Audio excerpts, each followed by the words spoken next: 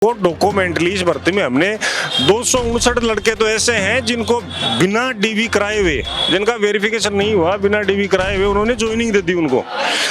और इन्होंने मतलब डीवी में कौन से अधिकारी, भ्रष्ट अधिकारी को लगा रखा था, पता नहीं अनपढ़ थे कि क्या थे। 182 लड़के वो हैं जो परीक्षा तिथि के बाद में इन्होंने डिग्री ली है और उसके बाद में उन्होंने वो डेट भी उनको नजर नहीं आई हो जाता। इतने सबूत, ये बंडल, इतने बंडल देने के बाद में इन्होंने कुछ भी नहीं किया। मतलब इनके अधिकारी खुद ये चाहते हैं कि भजनलाल सरकार में भजनलाल जी मुख्यमंत्री साहब आगे नहीं बढ़े। प्रदेश की राजधानी में भर्तियों को लेकर लगातार हम धरने देखे हैं शहीद स्मारक पर, जहां एसआई भर्ती को लेकर 108 दिन से धरना प्रदर्शन चल रहा है। दूसरी ओर पीटीआई भर्ती 2022 की भर्ती है, 5,500 से अधिक पदों पर यह भर्ती निकाली गई है। 2025 चल गया, 3.5 साल बीत गए, लेकिन इस भर्ती में धांधली उच्च स्तर पर हुई है। 2000 से अधिक फर्जीवाड़े अभ्यर्थी फर्जी डिग्री लगाकर नौकरी हासिल कर लिए और सरकार के अधिकारी बिना डॉक्यूमेंट वेरिफिकेशन के उन्हें नियुक्ति भी दे देते हैं। अभी भी 2000 से अधिक अभ्यर्थी एसओजी के रडार पर हैं। अभी मेरे साथ मौजूद है पीटीआई अभ्यर्थी जो लगातार इस भर्ती को लेकर एसओजी के लगातार चक्कर काट रहे हैं। सरकार के तमाम अधिकारियों एमएलए से मिल चुके हैं, ज्ञापन दिया जा चुका है, लेकिन इस भर्ती पर अभी भी कोई संज्ञान नहीं है। मैं जानने की कोशिश करूंगा आखिर क्या है पूरा मामला और कब तक इनका धरना जारी रहेगा। सर बताइए, सबसे पहले पीटीआई भर्ती को लेकर क्या कहेंगे? सर देखो, एक तो सबसे पहले तो मैं आपके चैनल को धन्यवाद देना चाहूँगा, शुरू से जो आपने ये मामला उठा रखा है।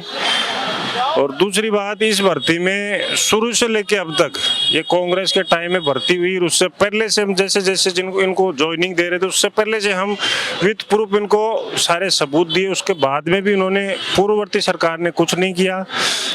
नई सरकार आई है, नई सरकार की एसओजी ने बहुत कुछ किया है, लेकिन उसके बाद में युवा हितैषी सरकार ये अपने आप को मानती है।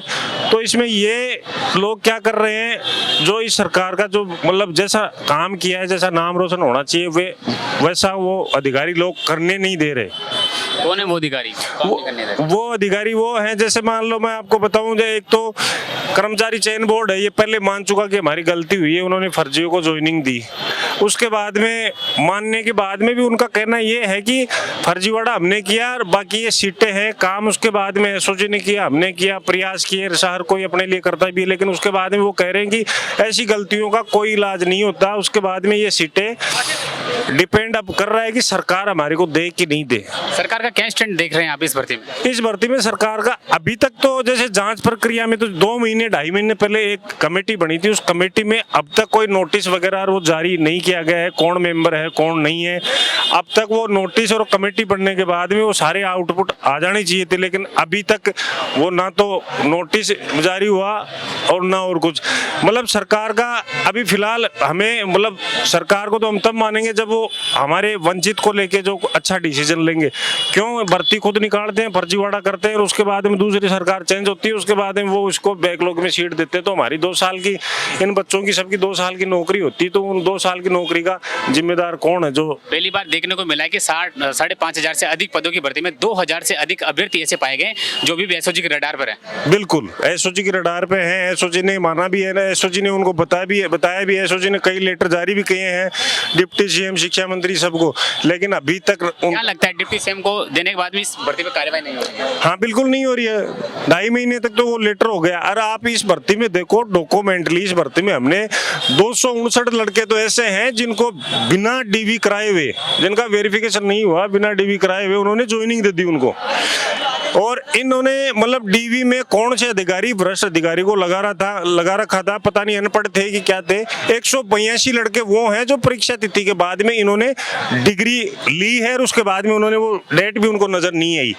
राजस्थान में हमने एसआई भर्ती को लेकर 108 दिन से शहीद स्मारक धरना चल रहा है, लेकिन पीटीआई भर्ती भी इससे पीछे नहीं है। 2022 की भर्ती है, बड़े स्तर पर धांधली हुई है। 2000 से अधिक अभ्यर्थी ऐसे पाए गए हैं जो बिना किसी डॉक्यूमेंट वेरिफिकेशन के अधिकारियों की सीधे ही गेट के थ्रू अंदर पहुंच जाते हैं और नियुक्ति हासिल कर लेते हैं। अभी भी 2000 से अधिक अभ्यर्थी फर्जीवाड़े में लिप्त हैं, ऐसा एसओजी ने अपनी लिस्ट में जारी किया है और एसओजी के अभी रडार में भी है। सरकार ने इस मामले पर अभी तक कोई संज्ञान नहीं लिया है। 3.5 साल का समय बीत चुका है, ये अभ्यर्थी धर भटक रहे हैं, लेकिन इनकी उम्मीद आखिरी एसओजी बची है, इनके अलावा कोई भी सुनने वाला नहीं बचा है। बिल्कुल आपने सही कहा, एसओजी ने बेहतरीन काम किया है। सरकार ने भी देखो एसओजी को लीड किया है, लेकिन हमें आउटपुट तब मिलेगा क्योंकि ये जो अधिकारी हैं, जो शिक्षा के अधिकारी हैं, अपने बोर्ड के अधिकारी हैं, उन्होंने इस मामले को दबा रखा है। क्यों दबा रखा है, इसके पीछे बहुत बड़ा उनका कारण है, या तो नहीं तो ये अब तक ये मामला हो जाता। इतने सबूत, ये बंडल, इतने बंडल देने के बाद में इन्होंने कुछ भी नहीं किया। इनके कौन है वो लोग जो दबा रखे हैं इसको? सारे हैं शिक्षा, अपने शिक्षा विभाग के, जो एक तो शिक्षा निदेशालय के बीकानेर के सारे अधिकारी हैं जो जेल जाके आ चुके हैं। सबने मान लिया इसमें फर्जीवाड़ा हुआ है, सबने ये मान लिया कि वो फर्जी अंदर घुसे हैं जब हम बाहर हुए हैं।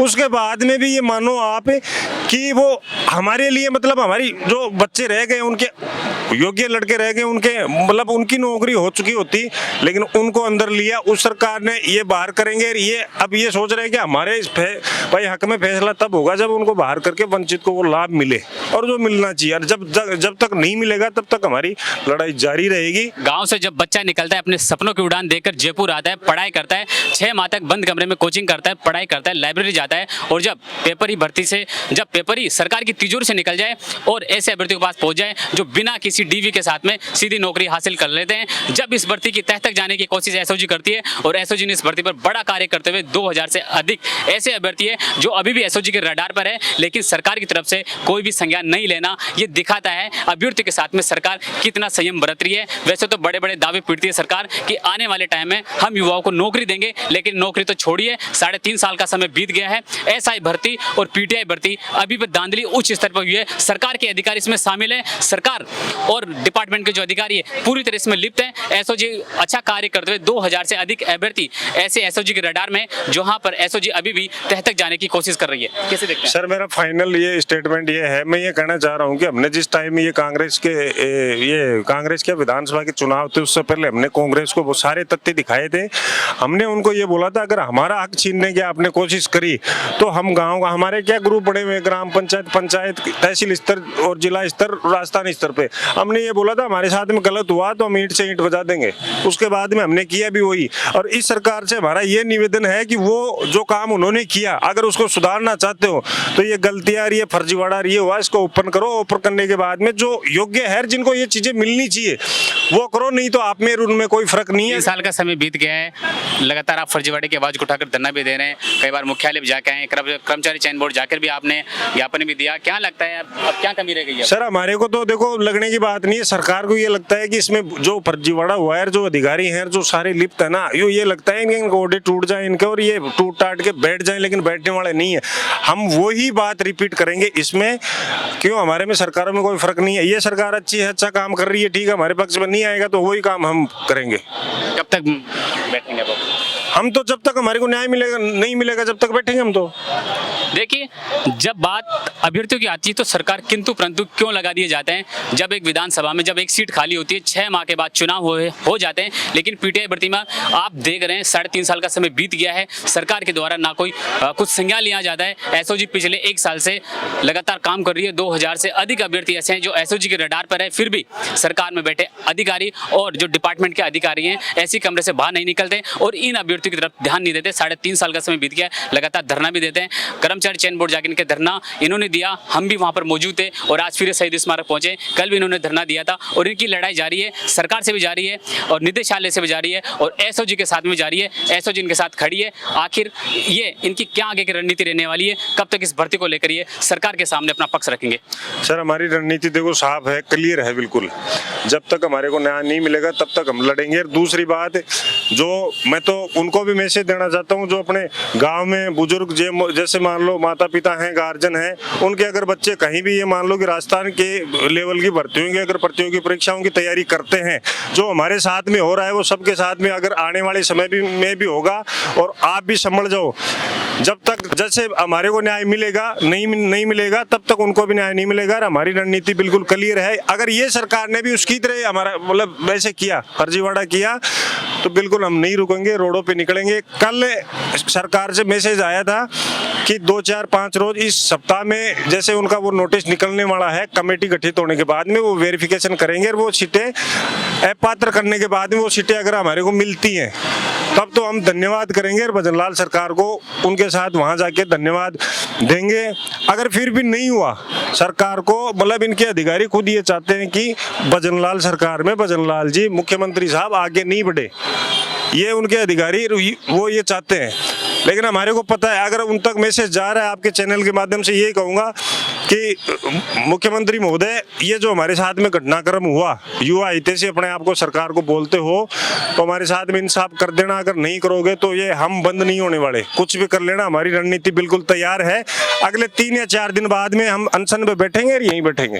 देखिए, पीटीआई अभ्यर्थियों ने अब हुकार भर दी है, अगर सरकार नहीं सुनती है तो 4 दिन बाद अनिश्चितकालीन अनशन पर बैठेंगे, भूख हड़ताल करेंगे। लेकिन मैं आपको बता दूं, प्रदेश की राजधानी में एजुकेशन पॉलिसी और सेंट्रल गवर्नमेंट की जो एजुकेशन पॉलिसी है, सेंट्रल गवर्नमेंट की एजुकेशन पॉलिसी में कैलेंडर जारी किया जाता है और 1 साल में जो भर्ती की डेट निकाली जाती है, समय पे एग्जाम होता है, समय पे रिजल्ट आता है, समय पे नियुक्ति होती है। लेकिन बात करूं मैं राजस्थान की, राजस्थान में परीक्षाओं को लेकर विडंबना देखने को मिलती है। यहाँ पे कैलेंडर तो छोड़िए आप, जब सरकार की तिजोरी से पेपर गायब हो जाए और फिर उसी के चलते लड़ते अभ्यर्थी और हाईकोर्ट और कभी सरकार, इनमें मामला दबकर रह जाता है और 3-3, 4-4 साल बीत जाते हैं, ओवरेज हो जाते हैं, फिर आगे परीक्षा भी नहीं दे पाते हैं। सरकार के अधिकारी, मंत्री और विभाग, इनको इस मामले की तरफ ध्यान देने की जरूरत है। और एक बार इनकी तरफ देखिए, आपके बच्चे तो नहीं बैठे हैं यहाँ पर, लेकिन आपके बच्चे होते तो आप सोचिए आप क्या करते हैं वहाँ सीट पर बैठ के। इन अभ्यर्थियों की तरफ ध्यान देने की जरूरत है सरकार को।